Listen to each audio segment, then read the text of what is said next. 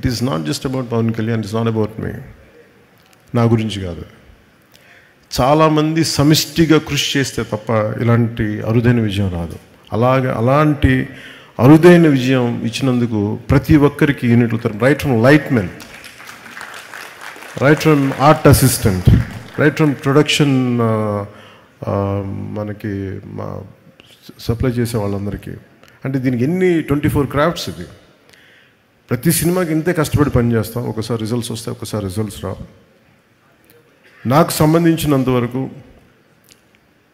నేను ఎప్పుడు యాక్సిడెంటల్ యాక్టర్నే చెప్తాను. ఇప్పుడు నాకు ఎప్పుడు సుజీత్ నేను ఎంత అర్థం చేసుకున్నాను, సుజీత్ని నా సుజీత్లో నేను కనిపిస్తాను. నాకు సుజీత్ నాకు ఇప్పుడు దాకా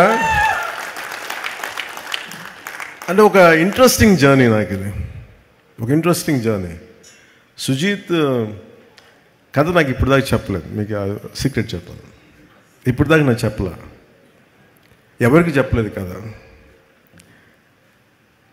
ఈ ప్రాజెక్ట్ నా దగ్గరికి ఎలా వచ్చిందంటే, ఏదో మేము త్రివిక్రమ్ గారిని మాట్లాడుకుంటాం అంటే just about upcoming directors, young directors మాట్లాడుకుంటే సుజిత్ గారి ప్రస్తావన వచ్చింది. He has the capability, great capability అని ఆయన చెప్పారు. He being a director, he being a great writer. నాకు చాలా వండర్ అనిపించింది. సో అట్లాగా ప్రాజెక్టు స్టార్ట్ అయ్యి ఏదో చేయడానికి అంటే ఏదో ఒక మాటతో వచ్చి తను స్టార్ట్ చేశాడు.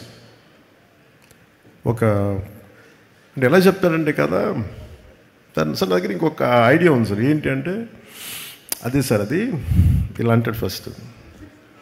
అది ఏంటిదని నేను చూస్తున్నాను అంటే ఒకడు ఉంటాడనమాట అంటాడు, ఏ కళ్ళు లైట్లు తగ్గుతున్నాయా, నా కళ్ళు డిమ్ అవుతున్నాయి, నాకు అర్థం కాదు, తగ్గుతున్నాయా ఒకడు. నాకు చూపు మందగించిందని భయం వేసింది.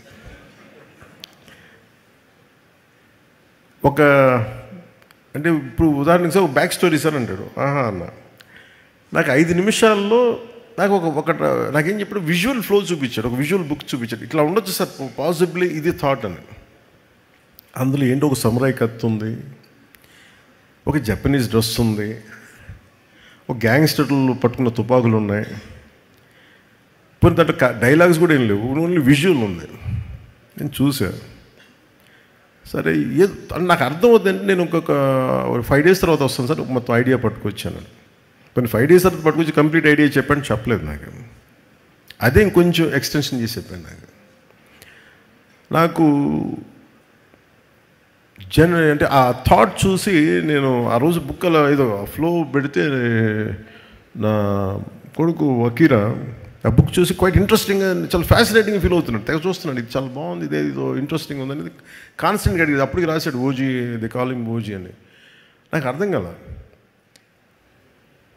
సో నాకు ఇది, he is the director for Gen Z, Sujith.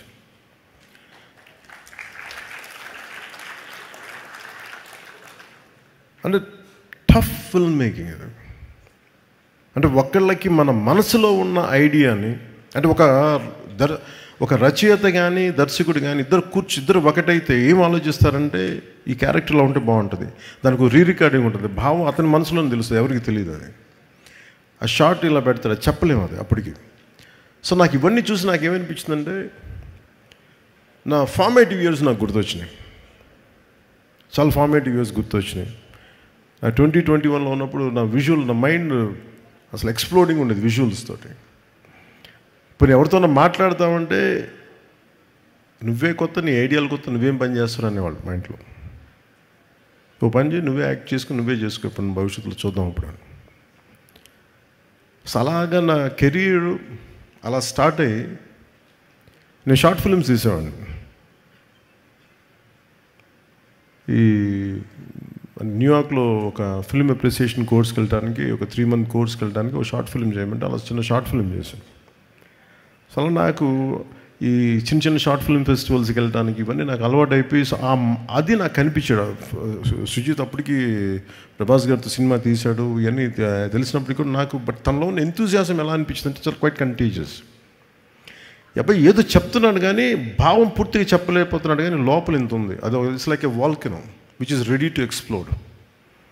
So నాకు అది కనిపించేది చూసి ఈ ఫిలిం స్టార్ట్ చేసినప్పుడు ఎవరిని రూపం చేయాలంటే మళ్ళీ ఒక సెల్యులాయిడ్ పోయెట్ రవికే చంద్రన్ గారు రైట్ అనిపించింది సినిమాకి. అంతకుముందు ఆయనతో భీమ్లా నాయక్ చేసినప్పుడు నాకు ఆయన గురించి ఎప్పుడు తెలుసు. నాకు భీమ్లా నాయక్ ఆయన చేసినప్పుడు వారిని అప్రోచ్ అవ్వడం జరిగింది. ఆయన ఈ డిస్కషన్లో ఈ సినిమాని ఇలా చేయొచ్చు అని మాట్లాడుతూ టుగెదర్ తమన్ మన సుజిత్ గారుని రవికే చంద్రన్ గారిని కూర్చోబెట్టి దీన్ని 80s 90s చేసి మరింత బాగుంటుంది అనిపించింది. దట్స్ హౌ ఆ లుక్ కొత్తగా వచ్చింది దీంట్లో. అలాగే నాకు ఈ పర్టికులర్ ఫిల్మ్ సక్సెస్ సెలబ్రేషన్ చేసుకున్నారు ఆఫ్టర్ అంటే ఈ జానీ పెట్టగా నేను చెప్పా అది ఆల్రెడీ ఫెయిల్ అయింది, దానికి మళ్ళీ ఒకవేళ తేడా పడితే మళ్ళీ నా భవిష్యత్తులో మొత్తం మూసేస్తున్నా భయం ఉండేది నాకు. ఒకసారి నమ్మి చేసేయటమే. నేను ఎప్పుడు భయపడలేదు సినిమా సక్సెస్ కానీ ఫెయిల్యూర్కి కానీ. ఈవెన్ రీసెంట్ హరిహర వీరమల్లు కూడా ఎప్పుడు బెస్ట్ ఇస్తాం. నేను ఎప్పుడు ఏం కోరుకుంటానంటే ఈ సినిమాని నాకంటే ఇంతమంది సింగర్స్ ఉన్నారు, డైరెక్షన్ టీమ్ ఇంతమంది, ఇంక్లూడింగ్ లిరిక్ రైటర్ లాంటి విశ్వ నాకు గోకులంలో సీత ఫంక్షన్కి అనుకుంటాను కూర్చోబెట్టి నాకు ఇతని అబ్బాయి ఇంగ్లీష్లో చాలా పాటలు పాడతాడు, నాకు మైకేల్ జాక్సన్ చాలా ఇష్టం, సో ఇలా బిల్లీ జీన్ పాట పాడతానంటే అతను కూర్చోబెట్టి పాడించాం ఆ రోజున. సో అలాంటి ఈ రోజున కూర్చోబెట్టి మంచి ఈ లిరిక్ రైటర్గా ఈ సినిమాకి ఇంత సక్సెస్ని అందించడం అంటే నాకు ఒక ఆ జర్నీ తాలూకు గ్రోత్ అర్థమవుతూ ఉంటుంది. అంటే ఎక్కడో ప్రారంభమై మనందరం చిన్నగా ప్రారంభమై ఒక 2 decades తర్వాత హౌ డు వి ఎక్స్పాండ్, ఆ గ్రోత్ నాకు చాలా ఆనందాన్ని ఇచ్చింది. అలాగే ఈ సినిమాకి సంబంధించి నాకు మొన్న చెప్పాను, నాకు team work is the key for any success. నేను చాలాసార్లు ఫెయిల్ అయింది ల్యాక్ ఆఫ్ టీమ్ వర్క్. నా ఎఫర్ట్స్ ఎప్పుడు తగ్గవు. నా ఎఫర్ట్స్ ఈ సినిమాకి ఎంత పెట్టిన అన్ని సినిమాలకి ఇంత పెట్టి ఒక ఇంచు కూడా ఇన్ఫాక్ట్ చెప్పాలని నాకు అంత బరువు ఇవ్వలేదు సుజిత్ ఈ సినిమా మేకింగ్లో. మిగతా సినిమాలు చేసినప్పుడు టన్నుల బరువు మీద వేసుకుని అంత పని చేసామండి. రిజల్ట్ అంటే మొత్తం ఒక టన్ను తవ్వితే పిసరంత రిజల్ట్ కనిపించేది. అలాంటి ఈ సినిమా సక్సెస్ సుజిత్ ఎక్కడో ఒక కాన్సెప్ట్ స్టార్ట్ చేసి ఒక విజువల్ స్టార్ట్ చేసి ఒక చిన్నపాటి విజువల్తో స్టార్ట్ చేసిన కథ ఎంతమంది చేరారు ఈరోజు మనందరికీ తెలుస్తుంది. స్టేజ్ మీదకి ఎంతమంది ఆర్ట్ డైరెక్షన్ డిపార్ట్మెంట్ నిద్రాహారాలు మానేసి. అలాగే తమన్ అంటే brilliant piece of work. Thaman నాకు ఎలా తెలుసు అంటే మణిశర్మ గారి దగ్గరికి నేను